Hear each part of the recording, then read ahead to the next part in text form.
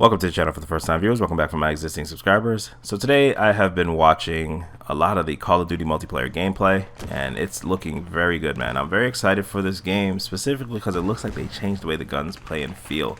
The people look a lot more weighted. The gunfights look a lot quicker. The map design is it's looking, I can't speak off of first-hand experience, but it's looking like it's more than 3 lanes finally. So you've got like verticality in there.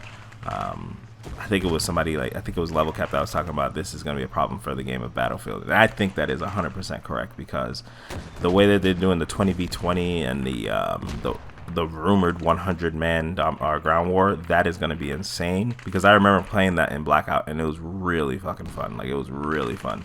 Even though people would get downed, it was really fun to just have a constant enemy. And just the breadth of everything. It's like you're literally going through a map and there's just people everywhere, and half of them are in your team and half of them are not. So I really like that part of the game. I'm looking forward to trying it out. Crossplay seems interesting. I'm wondering how they're gonna kind of make that work with the console to PC. It seems like you're gonna be matched in PC, or like, what is it? You're gonna be mixed in crossplay lobbies when you're playing with somebody from another platform. I think that's one way to make it kind of fair, because there was a rumor back in the day, like 2 weeks ago, 3 weeks ago, where they were saying the way they were going to make it work is by actually making it so that the PC players, in order to play with Xbox, because they were saying that this is the only console it's going to work with, which it looks like it's not going to be the case. You'd have to plug in a controller and then you can play against console. So I was like, yeah, that's kind of cheesy. But I like the fact that they're trying to make it so that it's more like Fortnite. So this should be interesting, man. It's like, it brings me back to how many good things Fortnite did for the gaming industry. For as much as we hate on the game, and I don't really play the game that much, they did do a lot of good things that were ultimately transitioned into other games. The way they do microtransactions, some games didn't implement it well. Like, everybody started making these $20 skins as if their game was worth $20 to begin with, let alone the skins within the game. Makes no sense. So people started doing that, but Fortnite was a free-play game, and they kind of keep all the players together.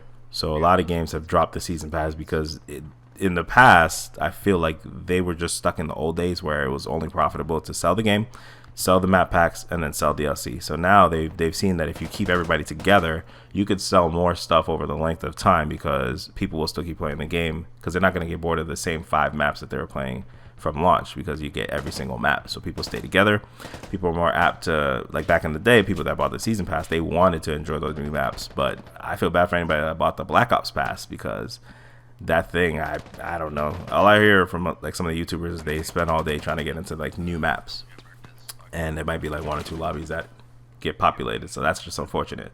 Keeping the player base together is one big thing, and I think that's what has helped out games like Rainbow Six Siege and even Fortnite. I mean, Fortnite really just has the one map, but still, keeping it together, I think that's a big thing. Back to the game and the way it looks and the way it plays, I've been watching different YouTubers. Mostly I watch Hollow Point, a little bit of Drifter. I don't really like Drifter's commentary too much, but some of his points are decent, and I can agree with some of his points.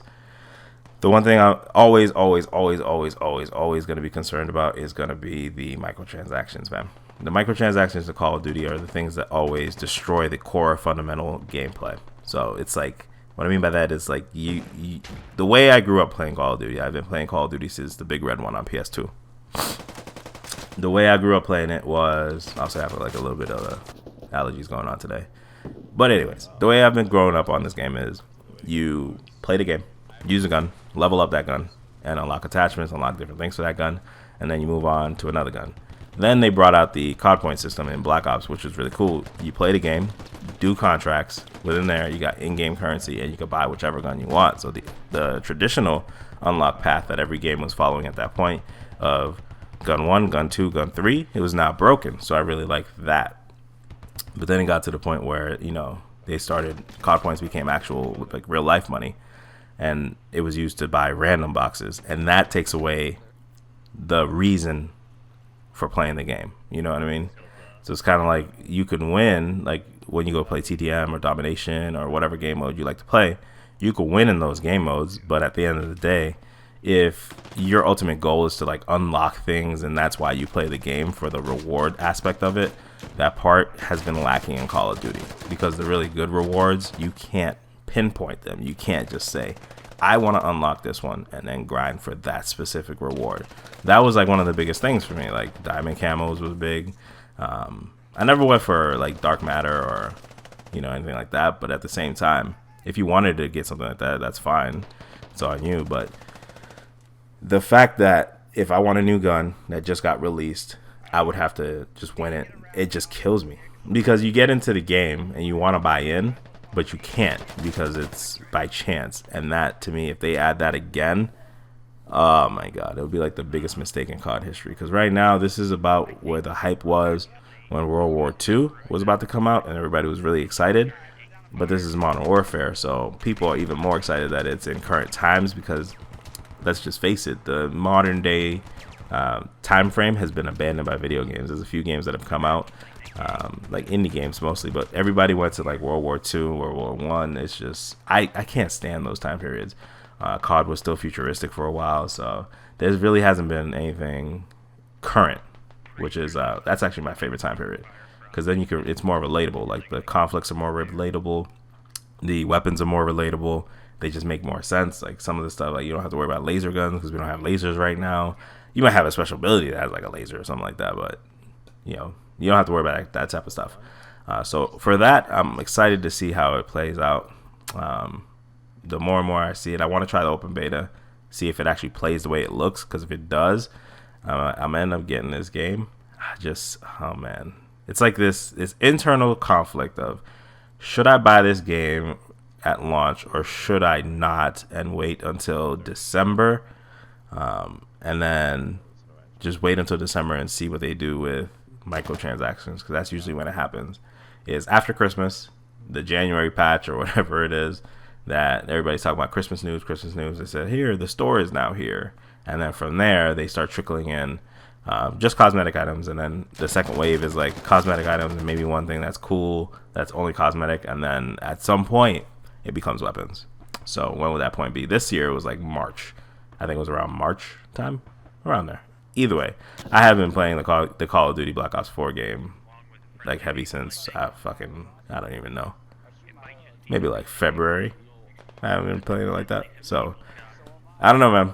Let me know what you guys think about the overall franchise, what you guys think about the Modern Warfare reveal, because like I said, I'm interested to see how this game plays out. Hopefully they fix what they've been doing with microtransactions. I'm not saying you can't monetize your game, just don't put the guns behind the paywall and everything will be kosher. Like and make it so that people can buy it. Like Fortnite makes it so you can just take your money out and you can buy a specific thing. They kind of try to do that, but their prices are out of control. And like I remember that $30 bat or whatever it was, or a $30 hammer, that's out of control. That's something crazy. Too rich for my blood. I might pay like $2-3 for an actual gun, maybe $5 for an actual gun, but like just a hammer or something like that for a game that I just don't feel like deserves that kind of money. Like I feel like Rainbow Six Siege deserves the money for elite skins, because everything else in that game is, for me, on point. Like the gunplay feels good, the maps are all free, everything else you can unlock with renown. So for me, it's kind of like one of those things where it's like a little bonus to the developer and I get something cool out of it. So it's like one hand washes the other type of situation.